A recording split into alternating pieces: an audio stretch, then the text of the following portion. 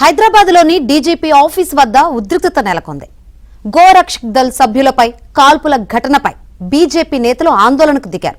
దీంతో బీజేపీ కార్యకర్తలను పోలీసులు అదుపులోకి తీసుకున్నారు.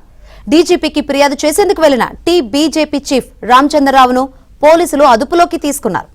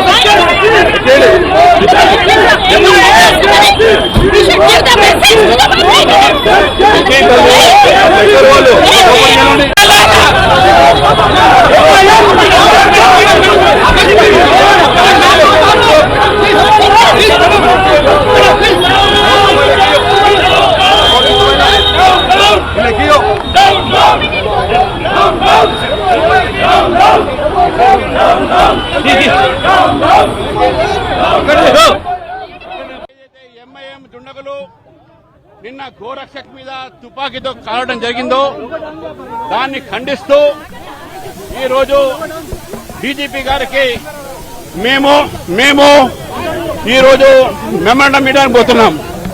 రేవంత్ సర్కార్ ఇది రేవంత్ దీన్ సర్కార్ అయింది. ఎంఐఎం ని పోషించి ఎంఐఎం కార్యకర్తలు ఎంఐఎం గూండాలు భారతీయ జనతా పార్టీ కార్యకర్తల మీద గోరక్షకుల మీద ఈ రకమైన తుపాకీ దాడులు చేస్తున్నారు. దీన్ని భారతీయ జనతా పార్టీ ఖండిస్తా ఉంది. తెలంగాణలో రేవంత్ దీన్ సర్కార్ వచ్చినప్పటి నుంచి ఎంఐఎం ఒక కార్యకర్తల ఒక ఏవైతే అత్యాచారాలు అరాచకాలు పెరుగుతున్నాయో దీన్ని భారతీయ జనతా పార్టీ ఖండిస్తా ఉంది. ఈరోజు పోలీసుల రాజ్యము పోలీసులు పట్టించుకోక ఈరోజు ఇటువంటి పరిస్థితి తెలంగాణలో ఉంది. కాబట్టి MIM Congress party Congress government ఈ అందరూ కూడా హెచ్చరిస్తా ఉన్నాం.